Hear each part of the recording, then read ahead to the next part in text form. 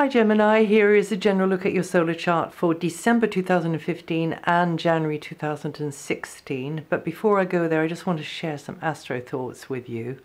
Now that last month I was mentioning the Saturn-Neptune transit, how it's affecting us over November, December, and also popping up again at times in 2016. I also mentioned the Uranus-Pluto transit, and I just want to say something else about that now. These two, of course, are behind the general change, meltdown in some cases, huge radical change going on across the globe, culturally, economically, socially, to do with belief systems as well, especially now that Saturn has come into Sagittarius. I'll be saying more about that in the stars for 2016, which are coming out very shortly now.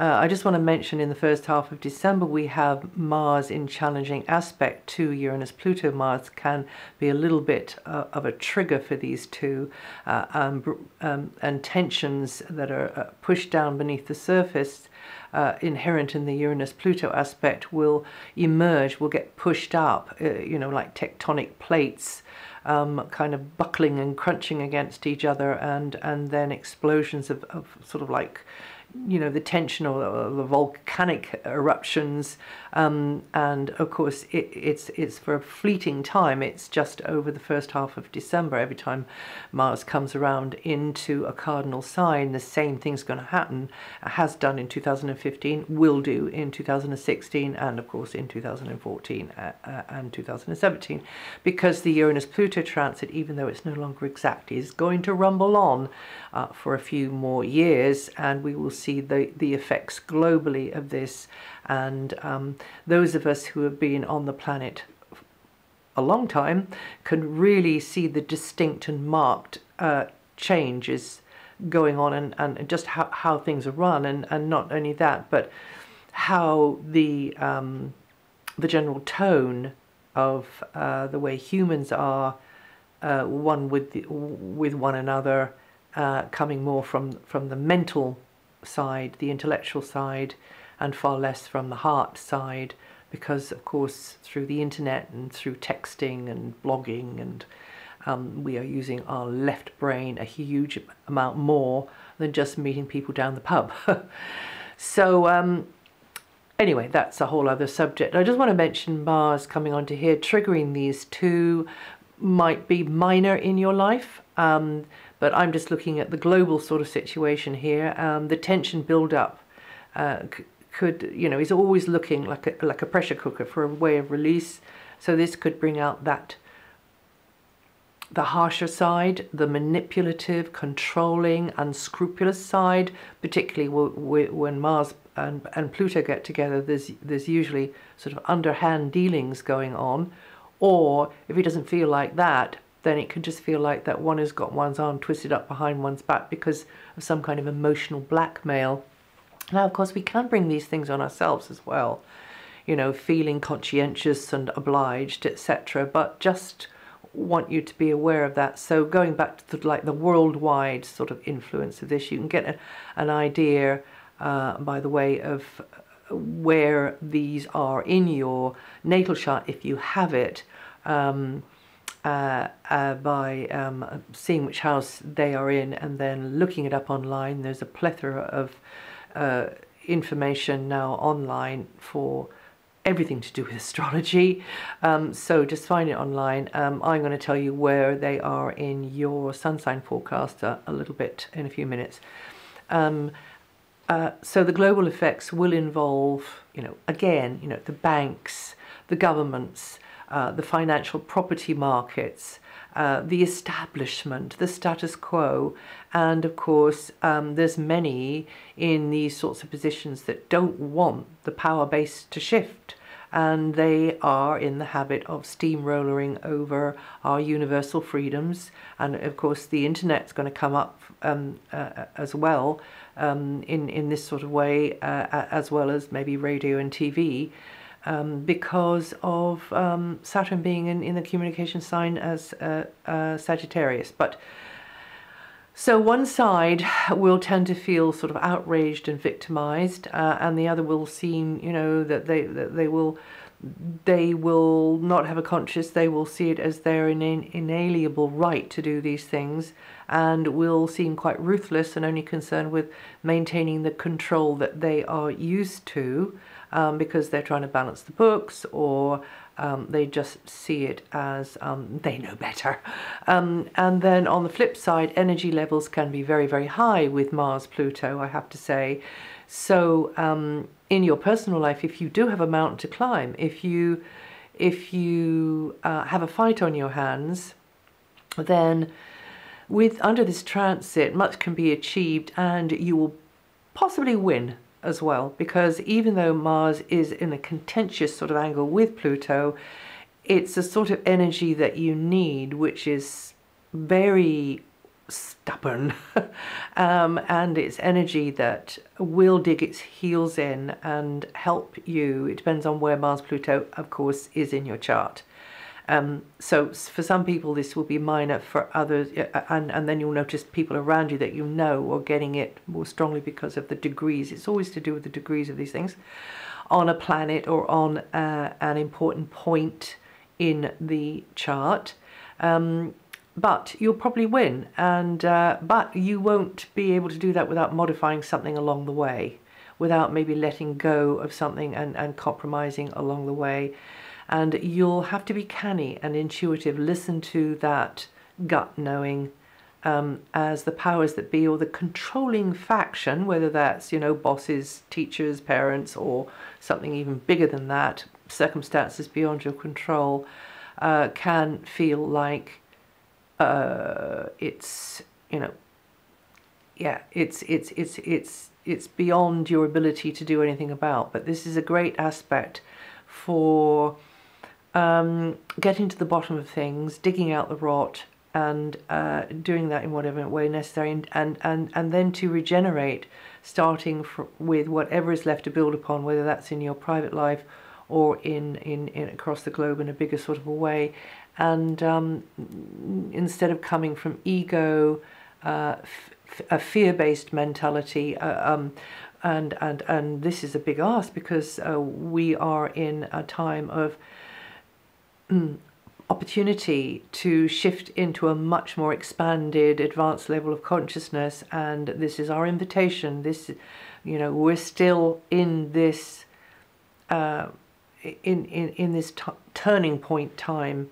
And before the whole thing shuts down, if we can't sort of step up to the plate in some way and do things in a more compassionate, refined, elegant sort of way, instead of just shouting and screaming and shooting at each other, then we're going to end up right back where we were before, and then we have got to wait another few thousand years for the other opportunity, the next opportunity to come round again.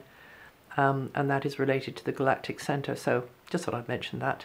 Now for the rest of the forecast, until the 22nd, the sun is in your opposite sign, as it is every year at this time, that's Sagittarius, and that means that you can do better through the support, contribution of another in close relationship, whether that is in like a partnership, or whether that is a one-to-one, an opposite number, or a business type thing. In general, mutual interaction or attraction is going to be a key theme here. And also because Mercury is there until the 10th, bouncing ideas around, playing with ideas with another as well, helps you to clarify your own thinking, and consulting maybe with some kind of person who is a go-between person, an agent type person, or others seeing you in that light. You know, you have the info that they need and they come to you.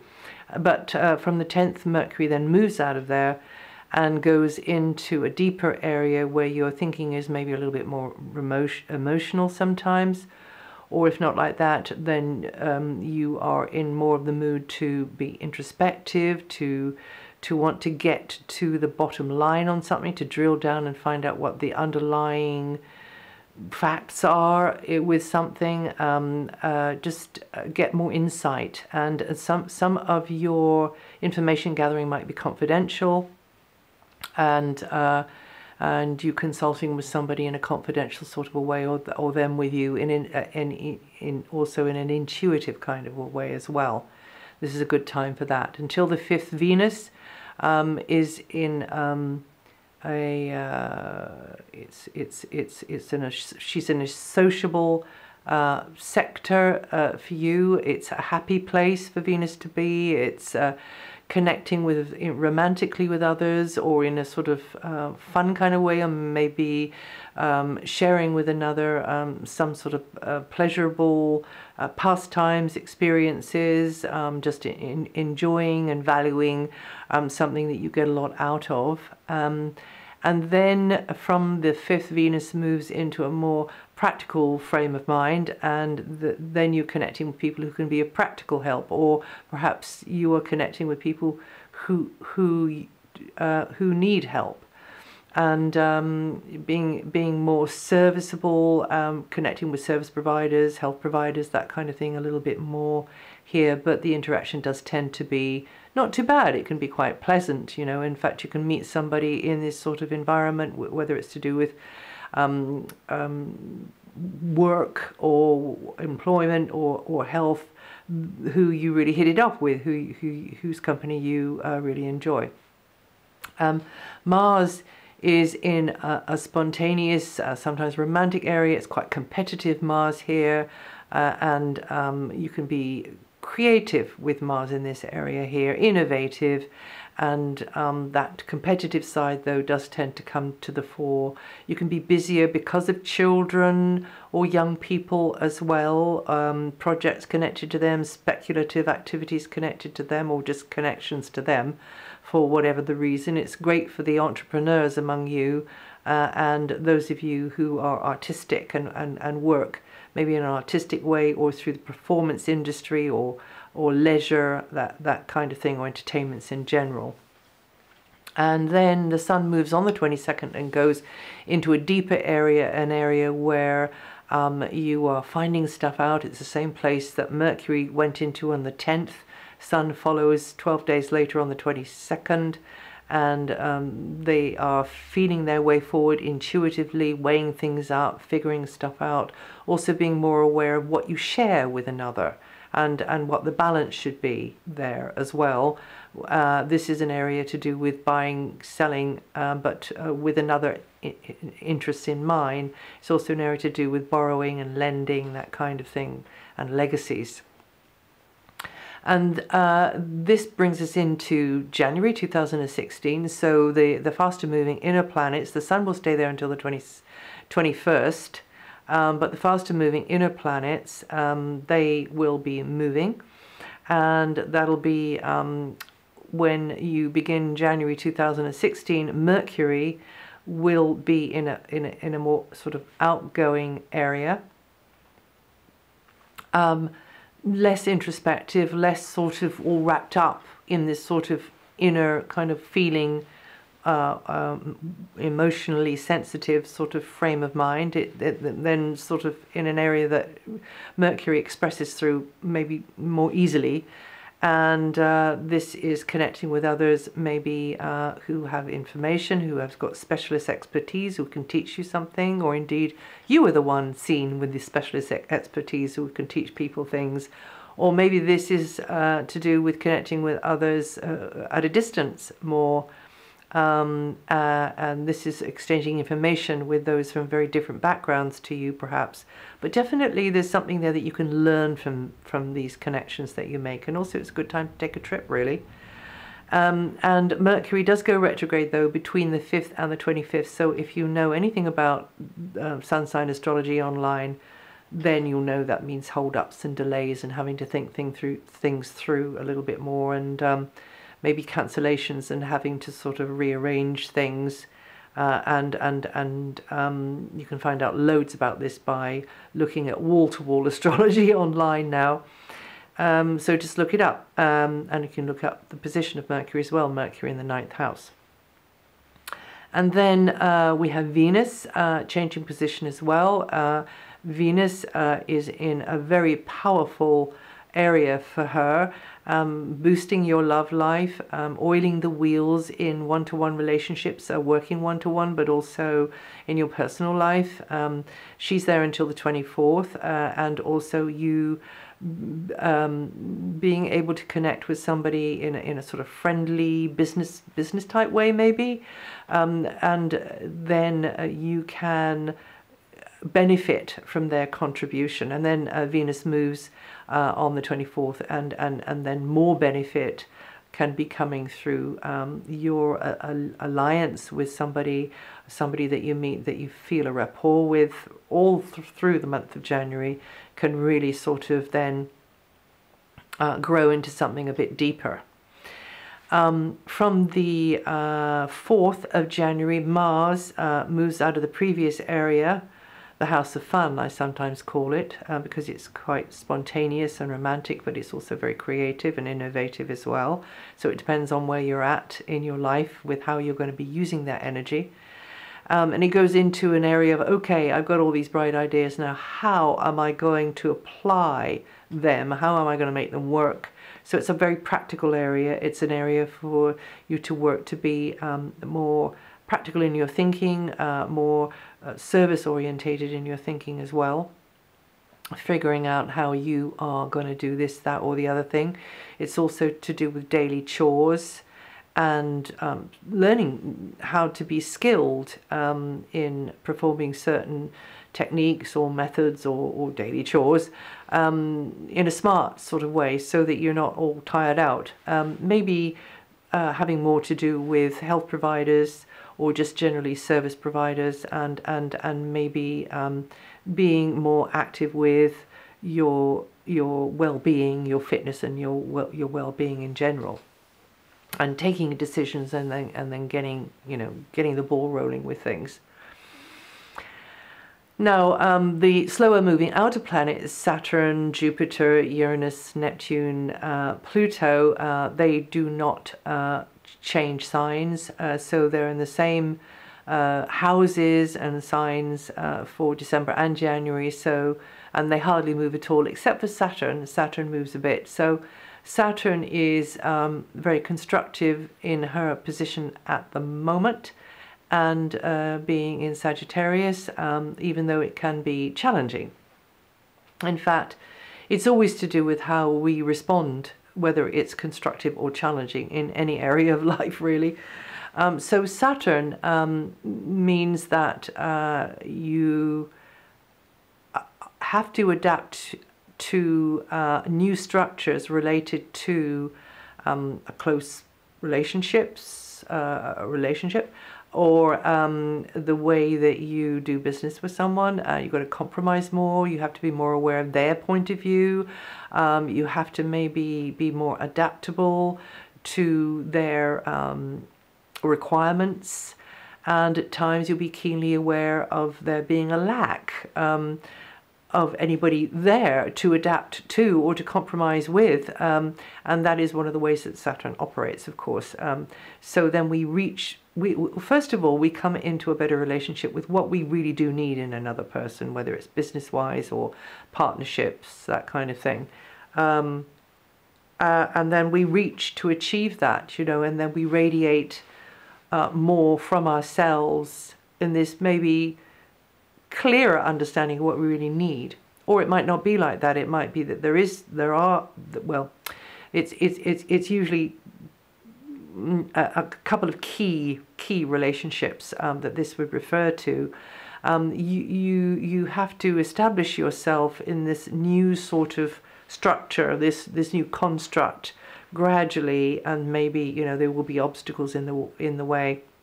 Some of you will want to formalize a relationship and give more commitment to a relationship. This is often the way this one works as well. And or it can be that a relationship sort of hits a bit of a rough patch because of changes going on, and then it sort of tests the relationship a little bit, and then if the relationship is kind of meant to be over anyway, then this is going to be the thing that sort of puts it to rest, really, this transit probably. But if not, then you will ride out, the little rough patch and go on even stronger. You Geminians born the 26th of May to the 2nd of June, or with 6 to 12 degrees rising in December, are going to feel that the most. And for January, those of you born the 1st to the 5th of June, or with 11 to 15 degrees rising, are going to feel that the most in January. And then Jupiter is in your home area, meaning you can do quite well with property, actually. You know, other things considered, especially the position of Pluto, the long-term position of Pluto. Even that can be helpful if you play your cards right. But Jupiter here, which is a much shorter running transit there until next September, can really help you to get things right on the home base or in some sort of venue or HQ, and to begin to, maybe capitalize in some way. Jupiter generally can bring abundance into an area, again needing you to be smart in the way you play the cards. However, this is the same with anything in astrology, really. So you having more of a sense of equilibrium within, a sense of belonging perhaps somewhere, a sense of, okay, you know, this is an improvement. I mean, improvements can be made, but it's also a good time for moving. It's a good time for getting maybe a good move. So, you know, if you're selling, the cards can be stacked in your favor. I mean, all other things considered, and sort of more inner planets where the position is when you're in the middle of doing it, and also finding yourself somewhere pretty good. That's the general idea behind this one here.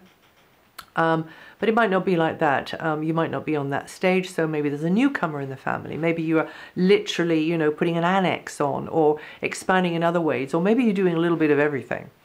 You Geminians born from the 10th to the 14th of June, or with 20 to 24 degrees rising, going to feel this the most over December and January. And then a quick mention of Neptune. Again, remember to tread the fine line between putting yourself out for others, being of service to others, but also respecting and honoring your goals in life, your preferred style to do things, and then you'll be fine. Also remembering that you've got to be seen in a kind of public way more as somebody who is there to serve, to put something back into societies. It can't just be for like a commercial reasons. Maybe you're doing something which is commercial, but then you are, you know, making that contribution back into the common good. You Geminians born the 27th to the 31st of May with 6 to 8 degrees rising, going to feel that the most over December and January. It shifts a little bit in January from the 28th of May to the 1st of June, and 6 to 9 degrees rising. And then Uranus, for a long time Uranus has been in your 11th house, very much bringing a sense of newness into your life because of what you're learning with technology maybe, or science maybe, or maybe being sort of catapulted into new relationships with a new kind of set of people around, sort of, you know, a new lot of people that you're hanging out with or beginning to find out about, which is very different to what you've been used to before. And then Pluto is meaning there could be quite a radical shift in the status quo with how you share, where you share with another, financial strategies, setups, reliant upon another as well, but also property matters also, and things around legacies which can really radically shift and change your life, and anything related to shared possessions, shared interests, those sorts of things can really radically, and buying and selling, that kind of thing can, the letting go of the one sort of setup and set of conditions in order to allow new green shoots to come up. This is very much what Pluto's about in that area there. That can be in relationships, but that can also be regarding property and finances as well, and a whole number of other things, but those are just the key ones. You can look it all up. Pluto's in your 8th house. And that is it for December and January 2016. I hope you have fun over the festive season, whatever you're doing. If you want to check anything out, it's written up on DianaGarland.com on my website. And I think that's it. Look at your moon sign and your rising sign if you want even more information. And anyway, yes, I'll see you the next time.